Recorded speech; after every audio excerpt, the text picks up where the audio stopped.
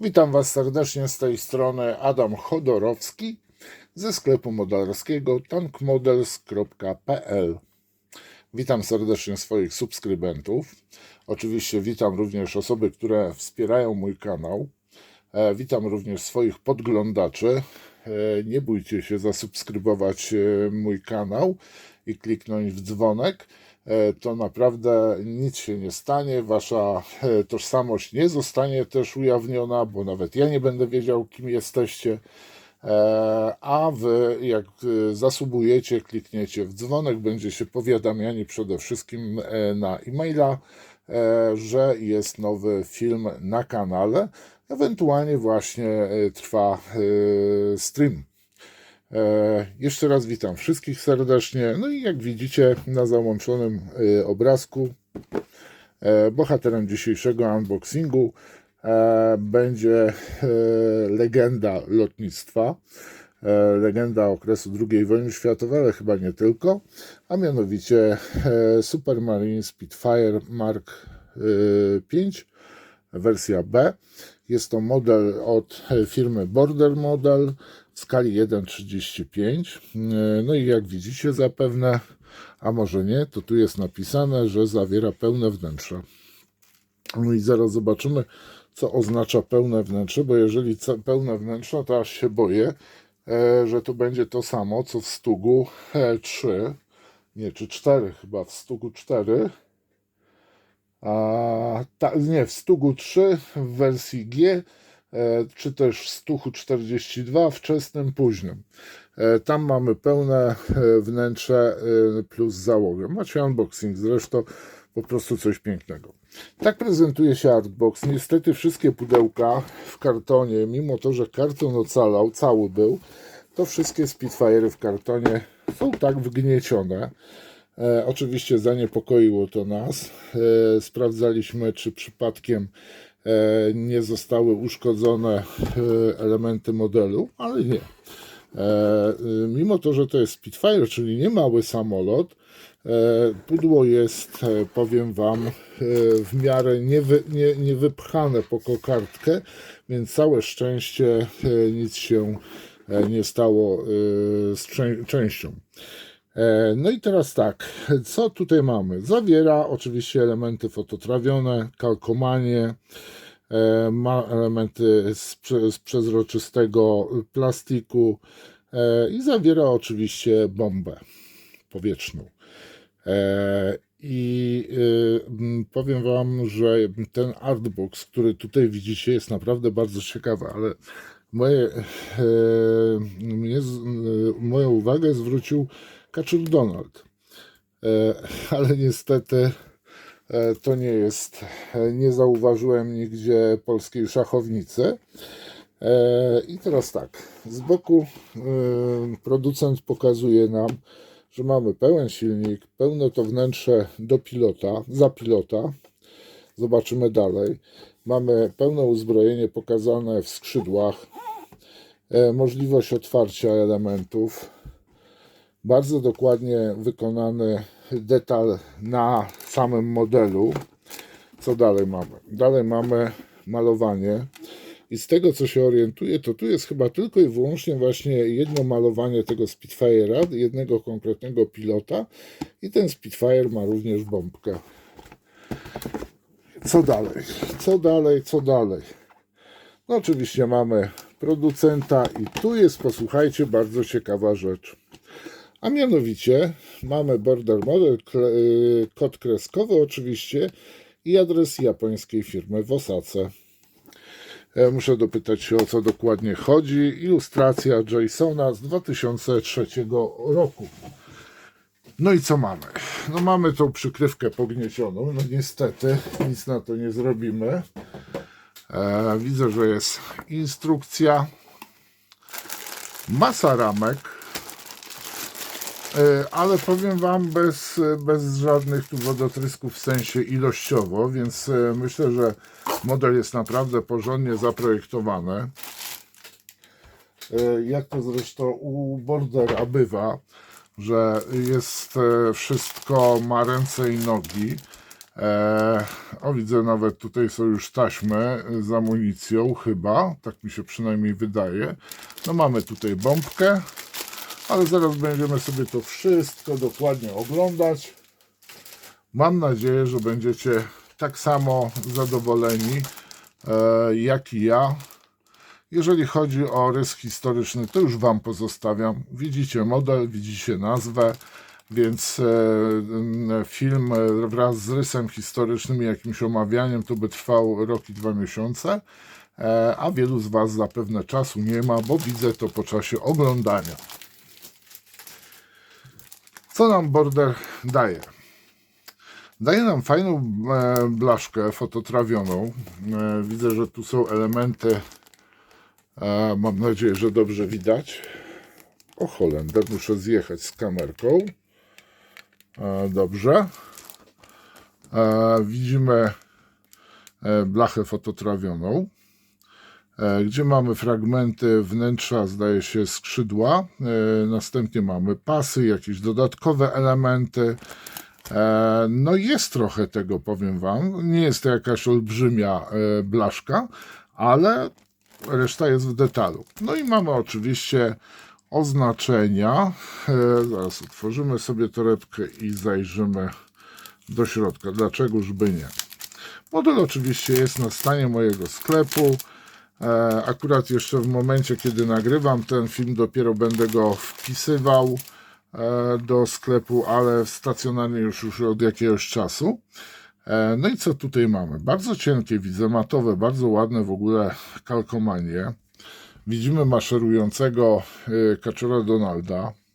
Matowe idealnie, powiem Wam, i bardzo cienkie w ogóle kalkomanie. Nie widzę żadnej, one są po prostu tak jak papier, więc nie są widoczne takie uwypuklenia jakby.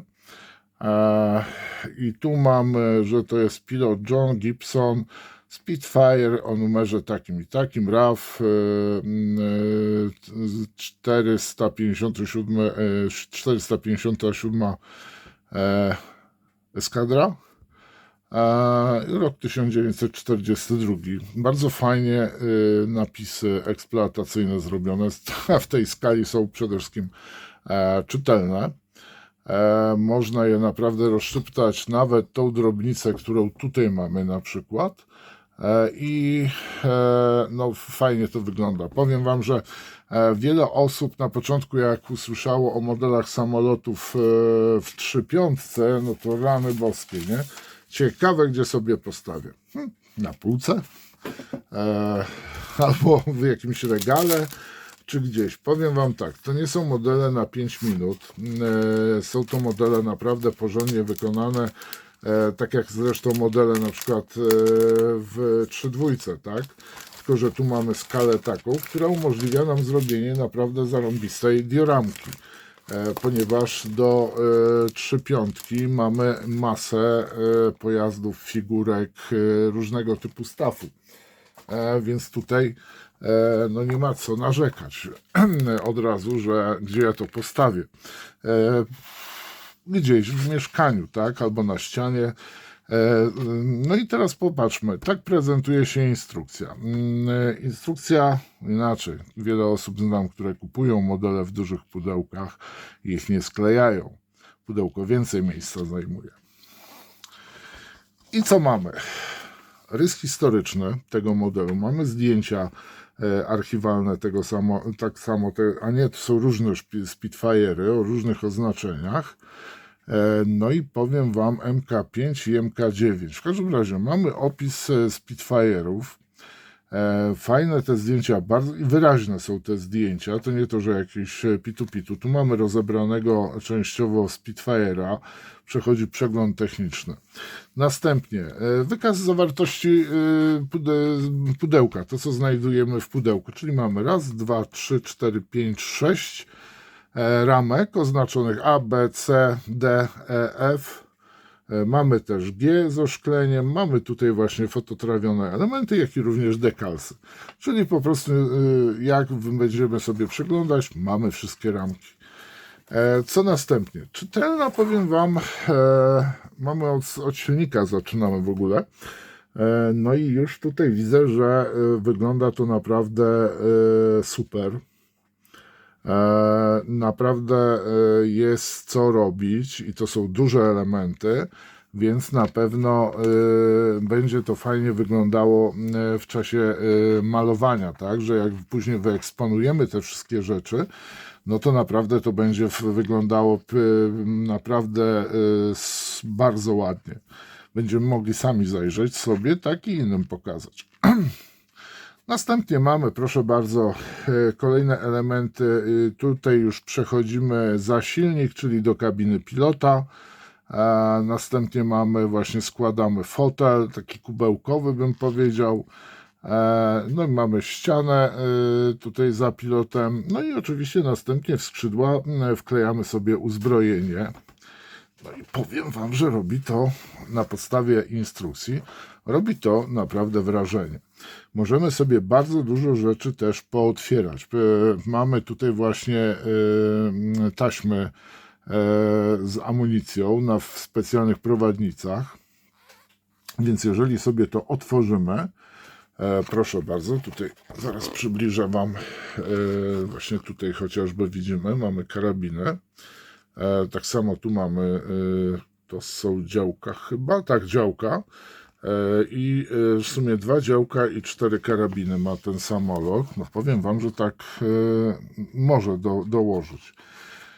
Po zamontowaniu tego i zamknięciu w skrzydłach, no oczywiście wcześniej po pomalowaniu, mamy klapy eksploatacyjne, techniczne, gdzie sobie możemy właśnie pokazać te elementy, jakie zbudowaliśmy. Następnie budujemy ożebrowanie, częściowe ożebrowanie kadłuba, gdzie będzie zamontowane silniki. Tu już patrzymy, mamy elementy fototrawione.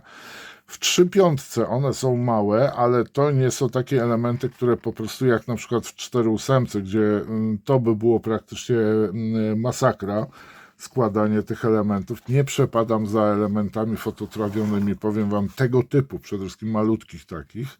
Jest to dla mnie zgroza. No i przechodzimy dalej do wnętrza kabiny.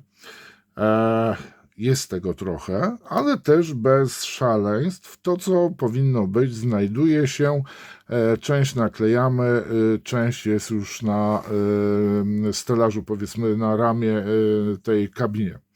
No mamy, to jest chyba najprawdopodobniej zbiornik paliwa, tak mi się wydaje, nie jestem jakimś fanem, specem od takich spraw. Niedawno się dowiedziałem właśnie też, dobra, to nie mówmy. No i mamy silnik, płytę dzielącą, zbiornik, płytę następnie kolejną dzielącą, zbiornik od silnika, jak i również kabiny pilota. Mamy fajne pokazane mocowanie tylnego koła, możliwość otwarcia, to chyba są radiostacje w tym miejscu. Ja sobie sklejam modele po prostu, wiecie, aż tak technicznie do niektórych rzeczy nie podchodzę, chociaż gdybym sklejał ten model, na pewno bym tutaj sobie o nim sporo poczytał i porównał rzeczy. Fajnie widzę, są zrobione wydechy. Wydechy mamy jeden wydech na takiej listwie już, a następnie kolejne sobie wklejamy. No i powiem Wam, że patrzę, możemy sobie naprawdę sporo rzeczy tutaj pootwierać. No, wygląda to naprawdę fajnie.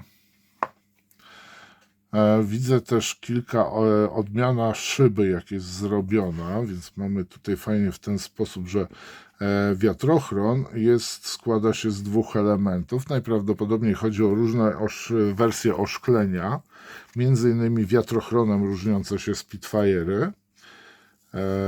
Tu widzę płyty do zamknięcia silnika, ale możemy go kompletnie otworzyć. No i tak się przyglądam dalej, co tutaj widzimy. Elementy fototrawione do wnęk mamy tak samo, tu gdzie podwozie mamy bombkę oczywiście. No powiem Wam, jest trochę roboty, jest ten model to nie jest taki 5 minut, tylko sobie go systematycznie 2 godzinki dziennie poświęcamy i no chwilę czasu nam to zajmie. Bardzo fajnie widzę, tak samo jest śmigło pokazane, jak jest mocowane. Wygląda to naprawdę tak, nawet jak zdejmiemy, bo chyba tak były zakładane śmigła w ten sposób. Tu mamy śmigło, łopata, a łopaty są oddzielnie. Więc możemy sobie bardzo fajnie zrobić taki częściowo rozłożony model. No i mamy malowanie. Oczywiście, jeżeli chodzi o bordera, to preferuję farby Amo by Mick Jimeneza. No i mamy wszystkie rzuty tego samolotu, we wszystkich rzutach, raz, dwa, tak, lewy, prawy bok, górę, spód, jak mamy pomalować i tutaj nie ma nic więcej. No oczywiście te same farby mamy w sklepie, jeżeli chodzi o Mission Models. Chowamy, znaczy ja chowam. No i na pierwszy ogień leci, proszę bardzo, bardzo ładna ramka, która zawiera elementy skrzydła. No i proszę bardzo, tak prezentuje się cała ramka. Nie jest to mała ramka, dość duża. No i tu mamy lewe skrzydło, mamy właśnie otwory wejścia do zaprezentowania uzbrojenia. No powiem Wam, naprawdę oni ten detal rewelacyjnie robią. Tutaj mamy, jeżeli chodzi o onitowanie, to mamy wszystko wklęsłe w porównaniu do Kate. Zapraszam tych, co nie oglądali, niech obejrzą sobie bombowca, torpedowca japońskiego właśnie Nakajimę, który był w kodzie alianckim jako Kate widniał. No, co tu dużo mówić, to jest przepięknie zrobiony, ładnie zdetalowany ten model. Ktoś, kto tu mamy właśnie elementy, którymi zakrywamy.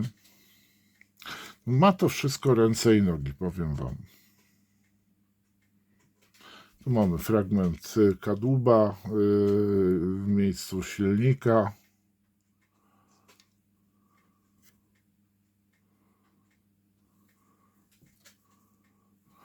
Druga strona pióra mamy. O właśnie, tak wygląda od drugiej strony skrzydło. No i w tym momencie, jak sobie to wszystko poinstalujemy tutaj, przykrywając skrzydłem, na przykład to, czyli to jest prawe, tak w ten sposób, no to mamy tutaj działko i tu dwa karabiny, no i wewnątrz sobie układamy oczywiście pasy z amunicją. No robi to cholerne wrażenie, powiem Wam, sorry, ale aż sam muszę dokładnie obejrzeć sobie ten samolot. Skrzydło ma, posłuchajcie. Czekajcie, wezmę kawałek przymiaru jakiegoś, zwanego linijką. No to ja Wam powiem, że on ma ze 32 cm rozpiętości. Tak na oko, nie? Bo tutaj już ponad 30. Myślę, że tu są gdzieś mniej więcej 31,5, coś takiego. No to powiem Wam, fajne to jest co w rękę wziąć, oglądać, polatać po domu.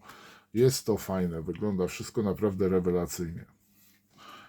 Kolejna duża ramka to jest, posłuchajcie, ramka B. Bardzo mi się podoba, jak border właśnie oznacza. No i tu mamy właśnie, że border B, F, czyli Fly 004, T to byłby tank, tak? Spitfire, no i powiem Wam, o rany, fajnie to wygląda wszystko.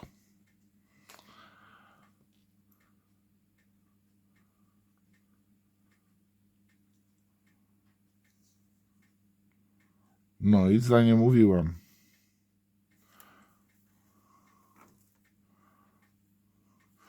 Tutaj mamy wypukły element, to łączenie.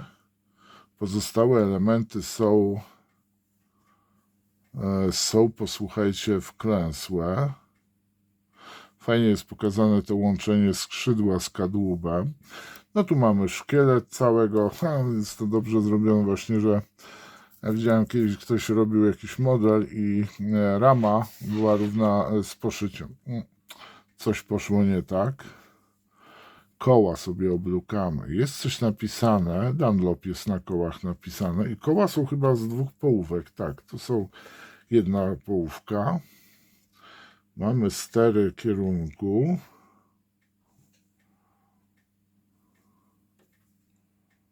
Powiem Wam, naprawdę wygląda to bardzo, bardzo precyzyjnie wykonany model z bardzo ładnym detalem. Tu mamy górny element kadłuba. Od spodu jest, tak, to jest to, co tutaj jest od spodu. No i powiem Wam, część jest wklęsła, tu są wypukłe te nity. Robi to, no tak samo tutaj mamy duża część jest elementów wypukłych.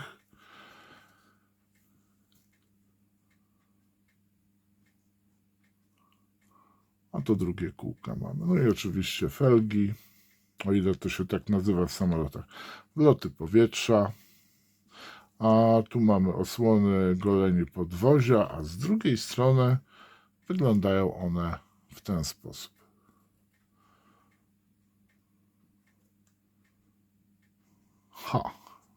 Fajnie to wygląda. Teraz torebeczka z oszkleniem. Ona jest rozklejana. No, powiem Wam, fajnie to wygląda. Czyli to jest ten element przezroczysty, który wklejamy tutaj, ponieważ mogą być też inne wersje, chyba z tego tak zrozumiałem. Ciekawe, czy Border wyda jeszcze coś. No mamy tutaj taką właśnie tą... No powiem Wam, że tak jakby coś było przymatowione, coś się przytarło na tym modelu, ale to żaden problem jest usunięcie tego najprawdopodobniej od folii. Bardzo cienkie jest to oszklenie, zresztą zwróćcie uwagę, teraz Wam pokazuję, chociaż może być przekłamanie przez to, że wpada światło i niektóre elementy mogą być pogrubione. Ale nie, no są dość cieniutkie szkła, oszklenie. Mamy też oczywiście klosze. Tu mamy skrajny, oczywiście znaczy takim ten migacz, jak ja to nazywam. To jest ta szyba, którą tu naklejamy na przodzie. To wszystko jest idealnie przezroczyste. Nie jest za cienkie, nie jest za grube, takie akuratne. No ładnie to Holender wygląda. Ale powiem Wam, że cały czas brakuje mi jednej rzeczy. Border wydaje modele jako tak naprawdę jeden z bardzo niewielu w 3/5, a nie zapodaje nam masek do pomalowania. Powiem Wam, że trochę tutaj mogliby się już bardziej postarać i na przykład zapodać maski do maskowania oczywiście oszklenia, żeby ładnie rama wyglądała. Albo zrobić oddzielnie oszklenie i ramę.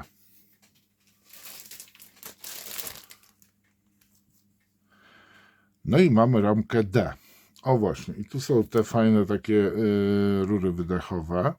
Widzimy część instalacji, łopaty, śmigła, mocowanie. Tutaj mamy mocowanie właśnie tak samo do śmigieł. Elementy silnika. No powiem Wam, wygląda to bardzo ładnie. Czy to, bo tam słyszałem, że podobno te łopaty nie są od tej wersji. Powiem Wam tak. Nie powiem Wam nic na ten temat, bo po prostu nie wiem, a nie mam zamiaru się tutaj jakichś dziwnych teorii opowiadać. Jeżeli nie są, no to warto sobie wymienić wtedy, jeżeli coś jest nieprawidłowo, bo możliwe, że było kilka produkcji śmigieł różnych producentów i na przykład te śmigła mogły być używane, ale na przykład no, ktoś czegoś może nie wiedzieć, tak? Nie są nigdzie, powiedzmy, w tych materiałach ogólnodostępnych może nie jest to do końca wyjaśnione. Wow, fajnie to wygląda. Część mocowania silnika z przewodami. No, powiem Wam, no tutaj jest właśnie silnik. Jeden z boków, góra. Też fragment instalacji.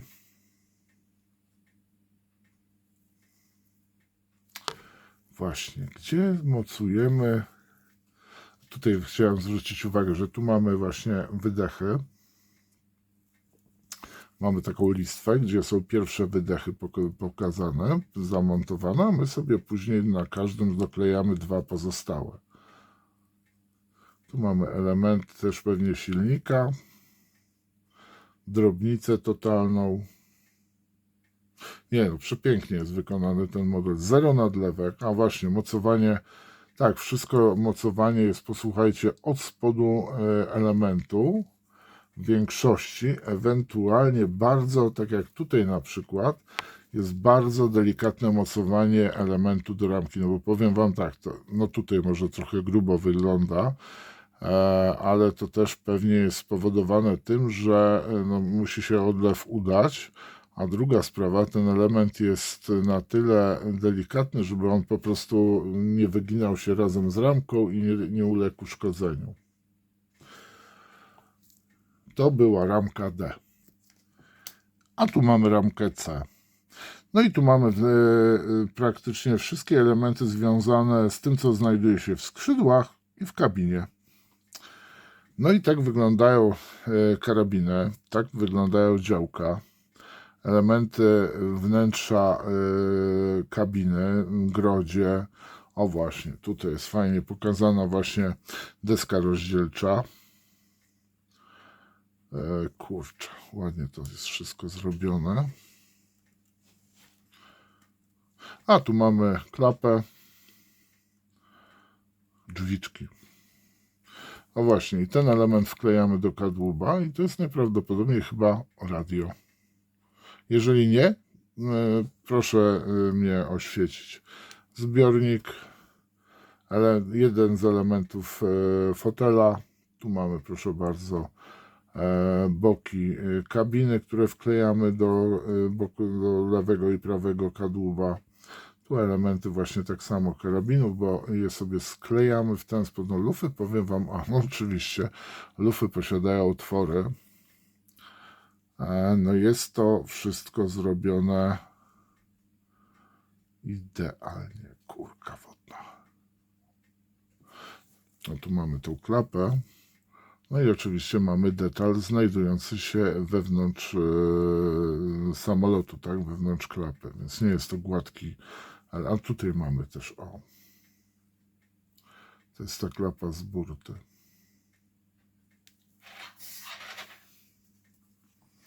Ramka C. I ramka E. O matko, jaka drobnica. No właśnie, tu mamy bombę. Tego typu elementy, co w tej chwili nie wiem w ogóle, do czego one służą. Zasobniki na amunicję, właśnie podajniki bym powiedział, które wklejamy w skrzydła. Tu mamy butle. Od tej strony to w ogóle nie wiem, co to są za elementy, ale od tej strony już jaśniej. Taśmy z amunicją montujemy sobie tak, żeby były widoczne. To jest najprawdopodobniej opona tylnego koła.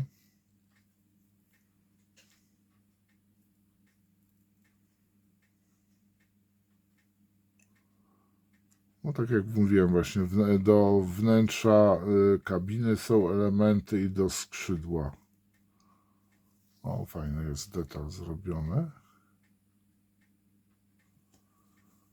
I to jest przedostatnia ramka E. I ramka E. Rany boskie. Masa drobnicy. No, powiem Wam, że jest tego trochę.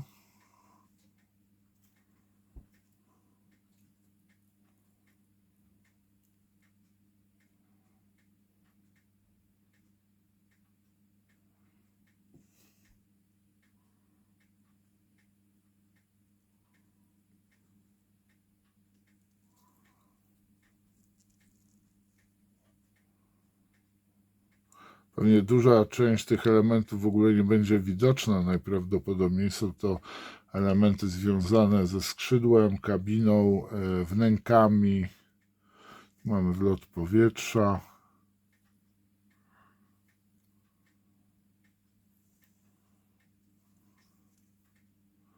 Tu mamy wolant. Z drugiej strony. Cóż, moi mili, to wszystko. To był Spitfire Mark 5B od firmy Border w skali 1:35.